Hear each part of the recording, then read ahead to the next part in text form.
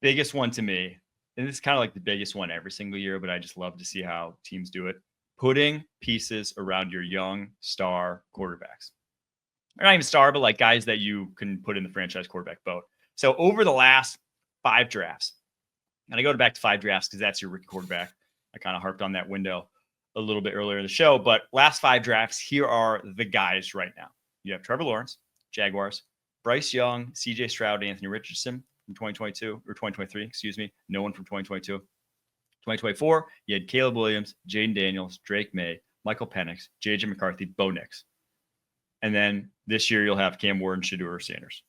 So how are, I think we can say the Jaguars, Texans, Panthers, Colts, Bears, Commanders, Patriots, Falcons, Vikings, and Broncos going to put talent around their young quarterbacks?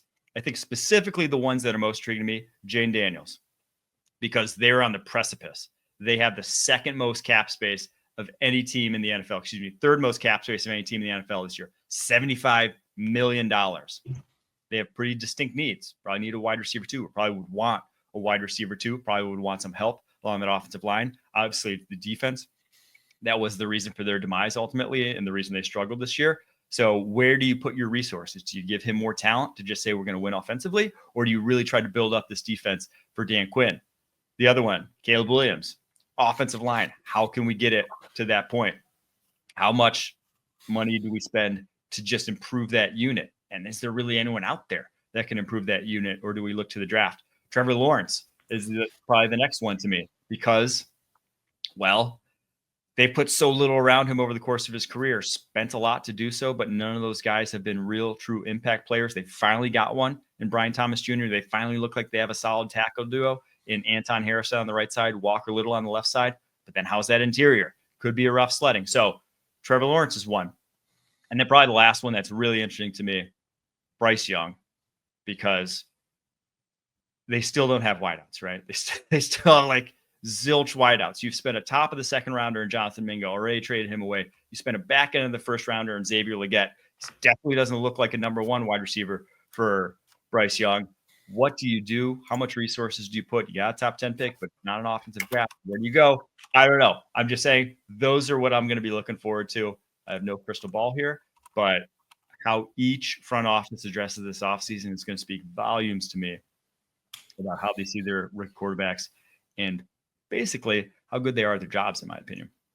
A couple of these I have a pretty solid plan on. I think that for Caleb Williams and the Chicago Bears, you need to find a centerpiece to that offense, okay? Every play starts with the center giving Caleb Williams the football.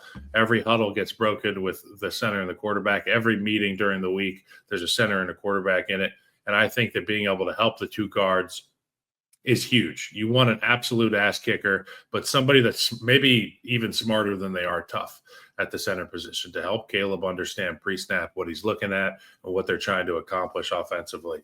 And then I think you go get an elite pass rusher through the draft, somebody that you deem to be tremendous value.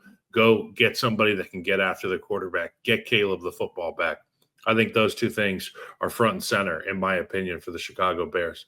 You talked about Jaden Daniels, and you asked the question, do I want to bolster the defense, which had holes in it, or do I want to continue to make our strengths even stronger?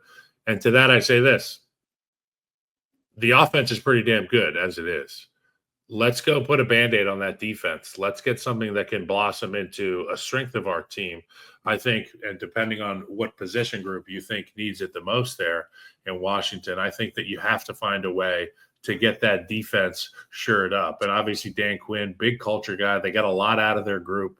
They punched above their weight class all season long. But in the end, it ended up being their demise. You have to find a way to shore that up because you cannot count on your quarterback throwing for 300 yards and putting up 40 points every week. You just can't. I mean, that's not the way that the NFL is.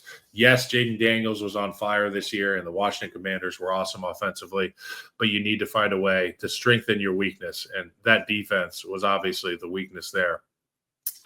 What was the other one you were talking about? You were talking about Trevor Lawrence. I think with those 2 tackles, you're missing one more piece, and whether it's a center or the baddest guard you can find on the planet, go do it. I know the Chicago Bears sure for this point.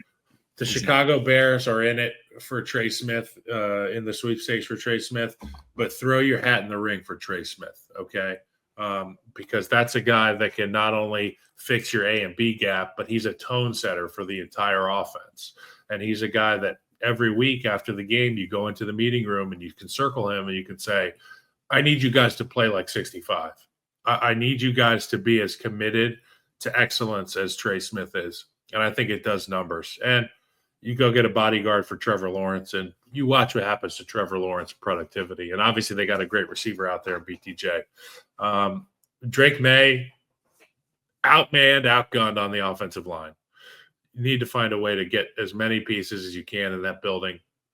Instead of getting one big one, get 3 medium ones and put them in there and make the group a little bit better and have some continuity there. I think that'll be big. I'm curious to hear what you have to say about all these, but particularly about my guy in Chicago, number 18. Yeah, I love the idea of Trey Smith next to Darnell Wright. Keep Tevin Jenkins. You have an ass-kicking offensive line. I think what the Lions had under Ben Johnson was an O-line that specifically could generate movement. And I think that's so big to a lot of the stuff, play action stuff they did, because they don't do stretch play action, or didn't do a lot of stretch play action. It's a lot of play action. I'm not sure what you call it, but like just your straight drop play action. So like you're not booting out, just like PA 95. Like we're talking about under center, hard play action. We're not getting out of our spots. We're getting on these guys immediately and sitting down with them. So you hit them and then you sit with them. And then your guy does the hard play action, then sits up there at 7 to 10 yards and he can have his launch point there. Right. And so you're going right over the top of the linebacker because you want them taking just a step in so I can go right behind you. Just that area of the football field. I don't need you running laterally. I just want you coming downhill just a little bit. And then I'm going to figure out how to attack them there. So you want ass kickers up front. Unfortunately for them, if you're just looking at finding a center, whether it's via free agency, whether it's via the draft, terrible classes in both. They're really, I don't know if there's a single center in free agency that I would want starting. The ones that are, they're like in their mid 30s already. These guys like Bradley Bozeman, guys like Ryan Kelly. There's not a great option for them. And then in the draft, I may not have a center in my top 75. So no one that you're really going to bat for the way it was last year, where there was Jackson Powers Johnson, there was Zach Frazier, there was like guys left and right that you could plug and play as stars at center position. So that's the worry with them. I do think the Bears, I'm still invested. Like I said, the guard position, though, you have 2 elite guards, and I think Tevin Jenkins still could be. I don't know what happened with him, the trajectory of his career through the first 2.5 years. He's a great player. He's just banged up a lot. Yeah. And he doesn't string together a lot of games. And as somebody who went through that, it's frustrating, but that's a lot to ask of a guy who hasn't been healthy. But it's just not the greatest free agency class. So about the Bears, I think Drew Dahlman is the name. The draft is the one. Drew Dahlman is the one. He understands what it means to be an offensive lineman probably more than anybody. His old man played. His family works in football. He's a Stanford guy, brilliant, tough as shit in the running game. And I think that you put some man eaters around him, and that's a good place to be. Kind of like the Eagles O-line, where you can have a smaller center and get away with bigger guards.